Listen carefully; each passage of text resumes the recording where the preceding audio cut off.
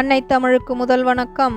இன்றைக்கு நாம் காணவிருப்பது உணவே மருந்தாக செயல்படக்கூடிய ஒரு பழத்தை பற்றி, பப்பாளி பழத்தை பற்றி நாம் எல்லாம் அறிந்திருப்போம். இன்று நான் உங்களுடன் பகிர்ந்து கொள்ளவிருக்கும் தகவல் தனித்துவமானது. ஒரு சீன மருத்துவர் பப்பாளி விதைகளை தூக்கி எறிய வேண்டாம் என எச்சரிக்கிறார். இது ஒரு பொக்கிஷம், இதை குப்பையில் எறிகிறீர்களே. பப்பாளி விதைகள் உலகின் மிகப்பெரிய இயற்கையான குடற்புழு கொல்லியாக கருதப்படுகிறது.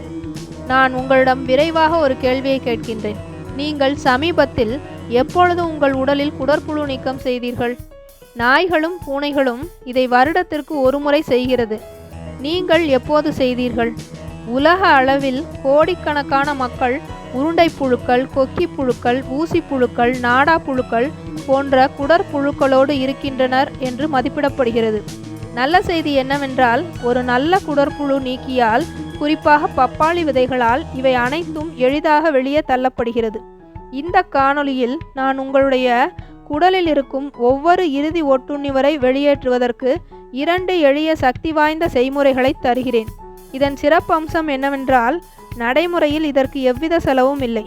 உங்களுக்கு செய்முறையை சொல்வதற்கு முன்னதாக பப்பாளி விதைகள் ஏன் இவ்வளவு சக்தி வாய்ந்ததாக இருக்கின்றது என்பதை தெரிந்து கொள்வோம். முதல் காரணம், அதில் இருக்கும் பப்பாயின். பப்பாளி விதையில் இருக்கும் பப்பாயின் என்கிற நொதி புரதத்தை உடைக்கக்கூடிய தன்மை வாய்ந்தது. சில ஆய்வுகள் என்ன பரிந்துரைக்கிறது என்றால், அதில் இருக்கும் ஒட்டுண்ணிக்கு எதிரான செயல்பாடுகள். இரண்டாவது காரணம், அதில் இருக்கும் கார்பேன். இது பப்பாளி விதைகளில் இருக்கும் ஆல்கலாய்டு ஆகும். இறுதியாக அதில் இருக்கும் பிளேவனாய்டுகளும் ஆல்கலாய்டுகளும். முதல் செய்முறை, பப்பாளி விதை தண்ணீர்.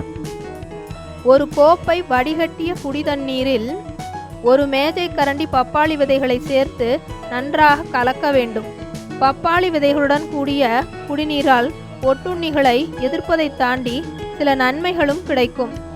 நார்ச்சத்து, புரதம், ஆக்சிஜனேற்றிகள் மற்றும் இரைப்பை, குடல் ஆரோக்கியம் கிடைக்கும்.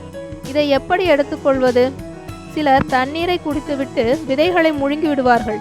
ஆனால் நான் என்ன பரிந்துரைக்கிறேன் என்றால், விதைகளை தண்ணீரில் கலக்கியவுடன் அதை ஓர் இரவு முழுவதும் குளிர்சாதன பெட்டியில் வைத்து விடுங்கள். குடிப்பதற்கு முன்னால் விதைகளை நீக்குவதற்காக அதை வடிகட்டி விடுங்கள். இரண்டாவது செய்முறை, பப்பாளி விதைகளை உண்ணுதல். பப்பாளி விதைகளை பழக்கூழோடு சேர்த்து சாப்பிடுவது ஊட்டச்சத்து முழுமையாக கிடைப்பதற்கு ஒரு வழியாகும். விதைகளை பப்பாளி பழத்தோடு நன்கு சேர்த்து கலக்கவும்.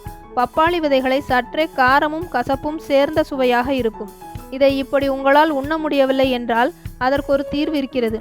அதனுடைய வலுவான சுவையை தாண்டி ஊட்டச்சத்தை பெற விரும்புபவர்கள் இந்த விதைகளை அரைத்து அதை வேறு ஒரு தயாரிப்பாக ஸ்மூதிஸ், யோகர்ட்ஸ், சாலட்ஸில் கலந்து உண்பார்கள்.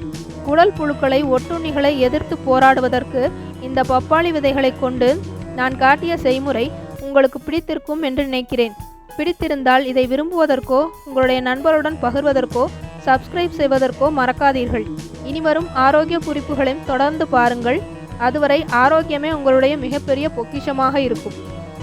என்றும் நமக்கு வாழ்வில் உணவே மருந்தாக செயல்படுகிறது. எனவே ஒவ்வொரு உணவையும் அனுபவித்து உண்ண வேண்டும். அதன் மருத்துவ குணங்களை முழுமையாக பெற வேண்டும். நன்றி. மீண்டும் வேறொரு காணொளியுடன் உங்களை சந்திக்கும் வரை உங்களிடமிருந்து விடைபெறுபவர் உங்கள் அன்பு சகோதரி சிவகாமி சண்முக சுந்தரம், சங்கத்தமிழ் இலக்கிய பூங்கா.